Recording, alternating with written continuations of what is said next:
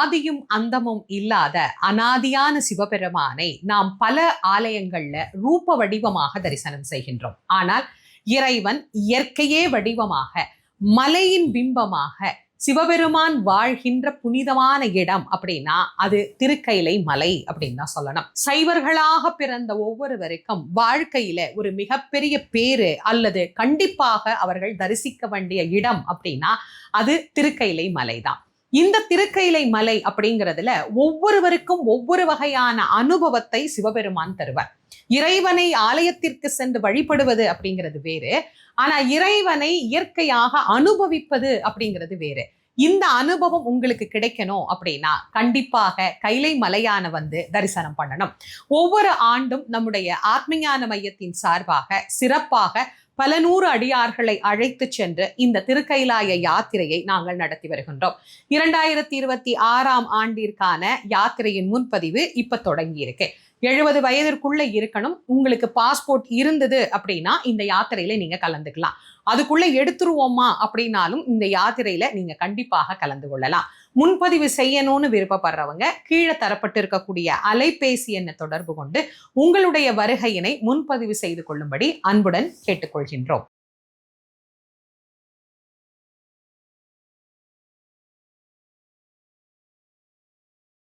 ஆத்ம நண்பர்கள் அனைவருக்கும் அன்பான வணக்கம். நம்முடைய ஆத்மஞான மையம் யூடியூப் சேனல்ல தொடர்ந்து பல பதிவுகளை நாம சிந்தனை செய்து வருகிறோம். அந்த வகையில இன்னைக்கு நம்ம பார்க்கக்கூடியது 2026 ஆண்டுக்கான தைப்பூசத்தினுடைய சிறப்பு பதிவு. தைப்பூசம் என்னைக்கு வருது, எப்படி கொண்டாடணும், என்ன மாதிரி நம்ம விரதங்களை மேற்கொள்ளணும், எந்த நேரத்துல நாம இறைவனுக்கு வழிபாடு செய்யணும் அப்படிங்கிற அனைத்து தகவல்களோட முருகப்பெருமானுடைய சிறப்புகளையும் இதுல நாம சிந்தனை செய்யலாம் வாங்க. நம்முடைய யூடியூப் சேனல்ல முருகனுக்கு அப்படின்னு தனியாவே நாம ஒரு பதிவு ஒதுக்கி இருக்கிறோம். யாம் இருக்க பயம் ஏன் அப்படிங்கிற தலைப்புல நிறைய முருகப்பெருமானை பத்தி நாம அதுல பார்த்துட்டு இருக்கிறோம். அந்த வகையில இந்த தைப்பூசத்துல சிறப்பா உங்களுக்கு முருகனை பத்திய பதிவு ஒன்று கொடுக்கணும் அப்படின்னு நான் யோசிச்ச போது எனக்கு ஞாபகம் வந்தது பாம்பன் சுவாமிகள் தான். பாம்பன் சுவாமிகள் முருகப்பெருமானுடைய அருளை பரிபூரணமாக பெற்ற ஒரு அருளாளர். என்னுடைய குருநாதர் வள்ளல் வாரியார் சுவாமி அவர்கள் அவரை 2வது அருணகிரிநாதர் அப்படின்னே போற்றக்கூடியவர் ஸ்ரீமத் பாம்பன் சுவாமிகள். பாம்பன் அப்படிங்கிற ஊர்ல அவதாரம் செய்தார். முருகப்பெருமானை நேருக்கு நேரா தரிசனம் செய்தே ஆகணும் அப்படிங்கிற விடாப்பிடியான உறுதியான பக்தியோடு மயானத்துல போய் குழி தோண்டி உள்ள உட்கார்ந்து பிறப்பன் வலசை அப்படிங்கிற ஊர்ல முருகப்பெருமான நேருக்கு நேராவே தரிசனம் செய்தவர் பாம்பன் சுவாமிகள். அப்ப நீங்க யோசனை பண்ணி பாருங்க, முருகப்பெருமான் மேல எவ்வளவு ஒரு வைராக்கியமான பக்தி வச்சிருக்கிறார் அப்படின்னு. முருகப்பெருமான் அவருக்கு காட்டிய கருணையை பத்தி நாள் முழுக்க பேசிக்கிட்டே இருக்கலாம். அவ்வளோ கருணை. அவரும் முருகப்பெருமான் மேல அவ்வளவு அன்பு கொண்டு 6666 பாட்டு பாடி இருக்கிறார் முருகன் மேல. அப்ப நீங்க யோசிச்சு பாருங்க, எப்பேற்பட்ட ஒரு அருளாளர் இந்த பாம்பன் சுவாமிகள் அப்படின்னு. அவர் வாழ்க்கையில நடந்த ஒரு சுவாரஸ்யமான ஒரு நிகழ்வை தான் இன்னைக்கு நான் உங்களோட பகிர்ந்து கொள்ள போறேன். திண்டுக்கல்ல அவர் ஒரு முறை தங்கி இருக்கிறார். அவருடைய நண்பர் அங்கமுத்து பிள்ளை அப்படிங்கிறவரோட பேசி கொண்டு இருக்கிறார். அப்ப பேசும்போது அவர் கேட்கிறாரு, நாளைக்கு பழனி போறேன்னு சொல்றீங்களே, முருகன் உத்தரவா அப்படின்னு கேட்கிறார். அதுக்கு பாம்பன் சுவாமிகள் ஆமாம் அப்படின்னு பதில் சொல்லிட்டு அவர் போயிடுறார். எப்போதும் அவர் மேல் மாடியில தான் தங்கி இருப்பார். முருக சிந்தனையிலேயே இருப்பார். பூஜை, வழிபாடு, பல நூல் எழுதுறது, இப்படின்னு அவருடைய நேரம் போயிட்டே இருக்கும். அன்னைக்கு மாலை நேரம், பொழுது அப்படியே கொஞ்சம் கொஞ்சமா இருட்டுது. இவர் உள்ள தியானத்துல உட்கார்ந்து இருக்கிறார். திடீர்னு அவருக்கு முன்னால ஒரு கரிய உருவம் ஒன்று தோன்றுது. அந்த கருப்பான உருவம் ஆள்காட்டி விரலை அசைத்து கொண்டே உள்ளே நுழைகிறத அவர் பார்க்கிறார். ஏ அப்பாவு அப்படிங்கிற குரல் கேட்குது. அவருடைய இயற்பெயர் அப்பாவு தான். ஏ அப்பாவு, பழனிக்கு உத்தரவா அப்படின்னு அங்கமுத்து பிள்ளை கேட்டபோது, ஆமாம் அப்படின்னு நீ பொய் சொன்னாயே, அப்படி சொல்லலாமா? பொய் சொல்லுவது பிழை அல்லவா? முருகனை வழிபடுகிற நீ பொய் சொல்லுவது நியாயமா அப்படின்னு அந்த குரல் அவரை மிரட்டுது. அவரால் கண்ணை திறந்து பார்க்கவே முடியலை. அவர் கண்களிலிருந்து அப்படியே தார தாரையா கண்ணீர் வருது. கை காலெல்லாம் அவருக்கு நடுங்குது. தவறு செய்து விட்டோம் அப்படிங்கிறது அவருக்கு தெரியுது. அவருக்கு என்ன சொல்றதுன்னு தெரியல. அப்படியே குரல் எல்லாம் தழுதழுத்து போகுது அவருக்கு. அவர் சொல்றார், நான் பொன்னும் பொருளும் கருதி பொய் சொல்லலையே சுவாமி, ஆத்ம லாபம் கருதித்தானே நான் பொய் சொன்னேன். அந்த ஆத்ம லாபத்தை சமயமறிந்து கொடுக்க எனக்கு தெரியாதா? எப்ப என்ன கொடுக்கணும் அப்படின்னு உனக்கு கொடுக்கிற நான் கொடுக்காமல் இருப்பேனா? நீ பொய் சொன்ன காரணத்தினால நான் பழனிக்கு வா அப்படின்னு உத்தரவு தரும் வரை நீ பழனிக்கு வரக்கூடாது, சத்தியம் பண்ணு அப்படின்னு அந்த உருவம் கேட்குது. அவர் கண்ணை திறக்கவே இல்லை. கண்ணை மூடிக்கொண்டு அப்படியே கண்ணீர் வடிய சொல்றார், சுவாமி நான் தவறிழைத்து விட்டேன். நீ உத்தரவு வரும் வரை நான் பழனிக்கு வருவதில்லை அப்படின்னு அவர் சத்தியம் பண்ணி கொடுத்தார். கடைசி வரை சமாதி ஆகின்ற வரைக்கும் பாம்பன் சுவாமிகள் முருகன்ட்ட பழனிக்கு உத்தரவு கேட்டார். ஆனா கடைசி வரைக்கும் அவருக்கு உத்தரவு கிடைக்கல.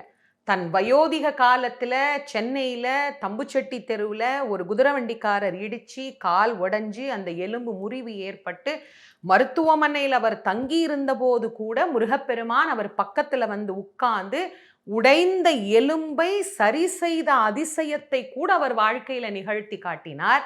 ஆனா கடைசி வரைக்கும் அவரை பழனிக்கு கூப்பிடவே இல்லை. ஏன் அவரை பழனிக்கு அழைக்கல அப்படின்னா ஒரே ஒரு காரணம், சத்தியத்தை சொல்ல வேண்டியவன் அதை தவறிவிட்டான். இந்த தலம் எப்பேற்பட்ட தலம் என்பதை எல்லோரும் தெரிந்து கொள்ளணும் அப்படிங்கிறதுக்காக அவருடைய வாழ்க்கையில முருகன் நமக்கு தந்த குறிப்பு தான் இந்த வரலாறு. இந்த வரலாறு சிலருக்கு தெரிஞ்சிருக்கும், சிலருக்கு தெரியாம இருக்கும். இன்னைக்கு ஏன் இந்த வரலாற்றை நான் உங்களுக்கு சொன்னேன் அப்படின்னா, தைப்பூசம் அப்படின்னாலே எல்லாருக்கும் நமக்கு நினைவுக்கு வரக்கூடிய முருகனுடைய தலங்கள் பல இருக்கு. எல்லா நாட்டிலையும் முருகனுக்கு இந்த நாள் விசேஷமா கொண்டாடப்படுது. Ilangai, Malaysia, Singapore, Australia, Canada, London எல்லா நாட்டிலையும் விசேஷமா கொண்டாடப்பட்டாலும் தைப்பூசம்னாலே ஞாபகம் வர்ற ஒரு கோயில் பழனி தான்.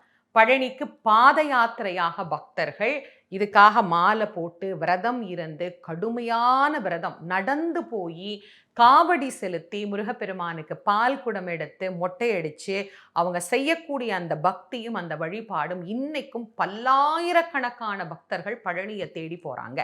அப்போ பழனி முருகனை பார்க்கறதுங்கிறது அவ்வளவு சாதாரண விஷயம் இல்லைல்ல. அதை நம்ம எல்லாரும் தெரிஞ்சுக்கணும் இல்லையா? அவருடைய தரிசனத்தை நாம் பெறுவதற்கு எவ்வளவு புண்ணியம் பண்ணி இருக்கணும் அப்படிங்கிறது உங்களுக்கு தெரியணும் அப்படிங்கிறதுக்காகத்தான் இன்னைக்கு நான் பாம்பன் சுவாமிகளை பத்தி இந்த தைப்பூச பதிவுல உங்களுக்கு சொல்லணும் அப்படின்னு நான் ஆசைப்பட்டேன். பழனி முருகன் ரொம்ப அழகா ஆனந்தமா நம்ம எல்லாருக்கும் அருள் புரியக்கூடிய அற்புதமான கடவுள். பழனி முருகன் கோவில் மட்டும் இல்லைங்க, எல்லா முருகன் கோவில்கள்லையும் இந்த தைப்பூசம் விசேஷமா நடக்குது. இந்த நாள்ல முருக பக்தர்களுக்கு நான் சொல்லக்கூடிய ஒரே ஒரு விஷயம் என்ன அப்படின்னா, நீங்க முருக வழிபாடு செய்கிற போது எதை கடைப்பிடிக்கிறீங்களோ இல்லையோ ஒன்றை கண்டிப்பா கடைப்பிடிக்கணும். அது சத்தியம், உண்மை அப்படிங்கிற ஒரு விஷயம். முருகப்பெருமான் உண்மையான கடவுள், அவர் சத்தியமான தெய்வம், அவர் நெருப்புக்கு சமமானவர். அதனால்தான் நெருப்பிலே இருந்து தோன்றி இந்த உலக மக்களுக்கு மிக அழகா ஆனந்தமா அற்புதமான கருணைகளை வாரி வழங்குகிற வள்ளலாக நமக்கு காட்சி தருகின்றார். என்ன கேட்டாலும் தரக்கூடிய வள்ளல் யாருக்கு? சத்தியம் உள்ளவர்களுக்கு. அப்போ சத்தியம் அப்படிங்கிற ஒன்றை முருக வழிபாடு அப்படிங்கிறது நமக்கு கற்றுத்தருகிறது. என்னுடைய குருநாதர் தன்னுடைய வாழ்நாளில் பல இடங்கள்ல இந்த வரலாற்றை மக்களுக்கு சொல்லி இருக்கிறார். தெரியாதவங்களுக்கு தெரிவிக்கணுங்கிறதுக்காக தான் இன்னைக்கு அதை பற்றி நான் உங்களுக்கு சொன்னேன். ஆக முடிஞ்ச வரைக்கும் நாம வாழ்க்கையில் இதை கடைப்பிடிச்சு முருக வழிபாட்டை மேற்கொள்ளணும். தைப்பூச திருநாளில் முருகனை எப்படி கும்பிடணும் அப்படிங்கிறதையும் நான் உங்களுக்கு சொல்லிடுறேன். ரொம்ப எளிமையான வழிபாடு தைப்பூச வழிபாடு. குழந்தை வேணுங்கிறவங்க இன்னைக்கு விரதம் இருந்து வழிபாடு பண்ணலாம். ஏதாவது கடுமையான நோய் இருக்குது அப்படிங்கிறவங்க அந்த நோய் நீங்குவதற்காக பிரார்த்தனை செய்து கொண்டு இந்த வழிபாட்டை செய்யலாம்.